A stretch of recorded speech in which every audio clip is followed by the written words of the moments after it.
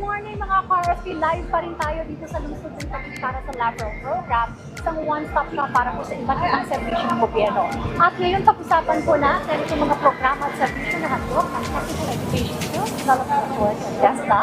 Kasama po natin ngayon RD Lenny Encarion, Regional Director ng TESDA NCR. Good morning, RD Lenny. Good morning, Diane. Good morning. Alright. Ang maganda kasi sa TESDA, talagang hands-on yung mga trainings po ninyo.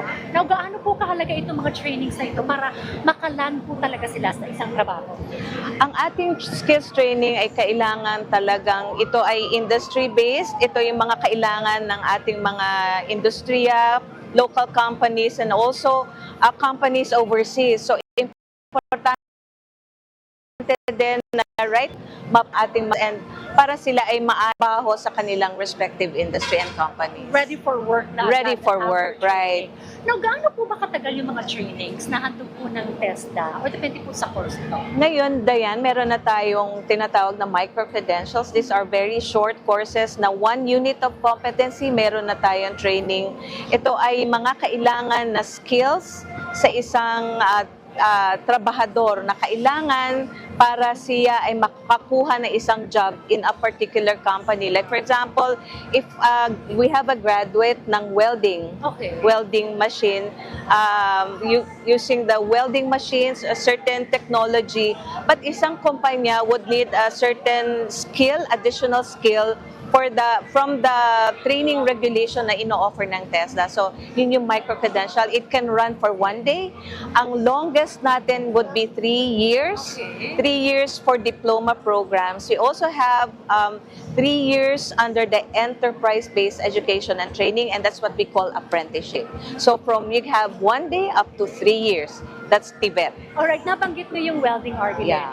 And good thing meron tayo itong simulator. Para sa Batas. Yeah, we have a simulator in welding. We have a trainer here, si Sir Christian, ang ating trainer ng welding sa Regional Training Center. Itong simulator natin is very important for our learners to take hold of this training, 40 hours of this, kasi ito ay, ang learner natin ay safe and controlled environment. Yung welding natin is 316 hours.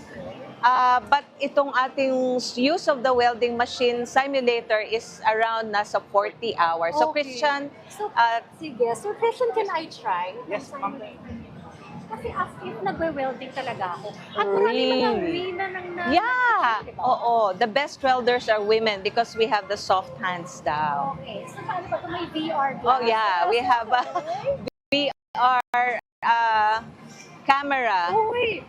Para ako nasa Isang welding shop. Nasa isang welding That's good. site. Okay. And then, ito na bang hawak ko? Ito po, ma'am. Ito ating welding accessories. Okay, so I'm seeing now something like a plate. Yes, ma'am. Okay. Sige, so, okay. Talagang parang nandun ako sa site na welding. So that's your output, Diane. Tingin nga, parang Can you see your output? Yeah, that's your output. It's not line. You need the straight line. beginner pa lang po kasi. Right. Okay. Oh, first try. So aside from the simulator, ang galing nga, talagang experience ko agad. Mapipil mo po talaga yung totoong traditional welding natin na ginagawa. Okay, so for a particular training, how long siya mag- Itong simulator, Christian, is around The simulator will automatically run 40 hours or 5 days. Okay. Pagdating sa ating training competencies. So, ma'am, actually, ma'am, there is very helpful. Bakit po? Energy cost. At the same time po, yung totoong welding parameters is malalaman mo actual.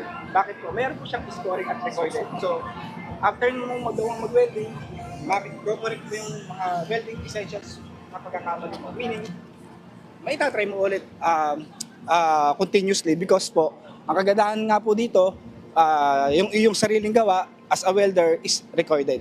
Okay, so recorded yung gawa ko. Yes po, ma'am. Hindi pantay, magte-training pa ako dito. Recorded. Alright, aside from the simulator sa welding, what else do we have here?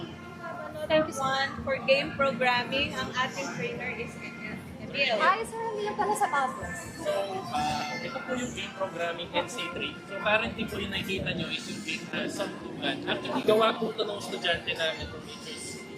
So, from So from start to finish, from design hanggang sa programming, development. So yun po yung ginagawa nila during the training. So yung game po na to, it simulates a story po. So example, naglagay tayo ng starting name natin. Ana. Example po si Ann.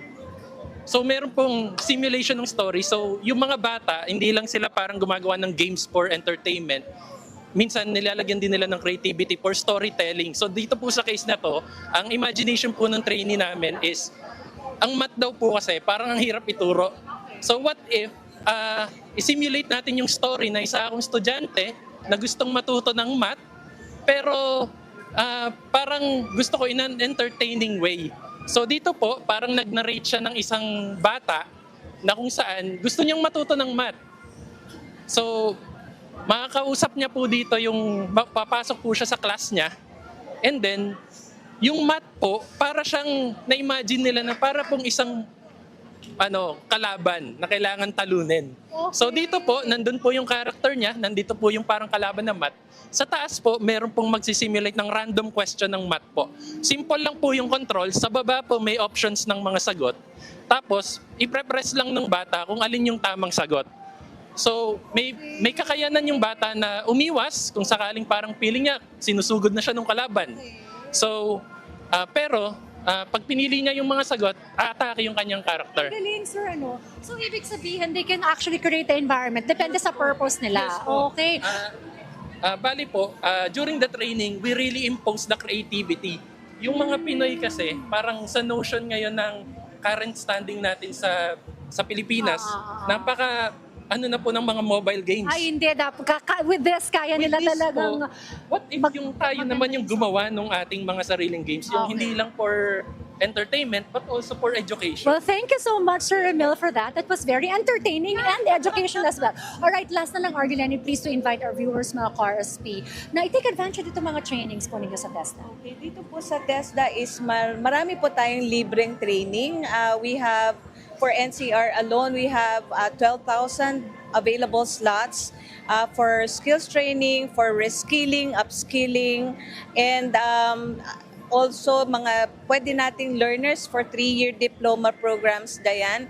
Gusto ko lang i-announce yung ating regional skills competition which will be held this May. Marami po tayong ma-issue showcase like itong nakita nating mga skills training, emerging skills, digital, and creative industries. Marami pong mangyayari.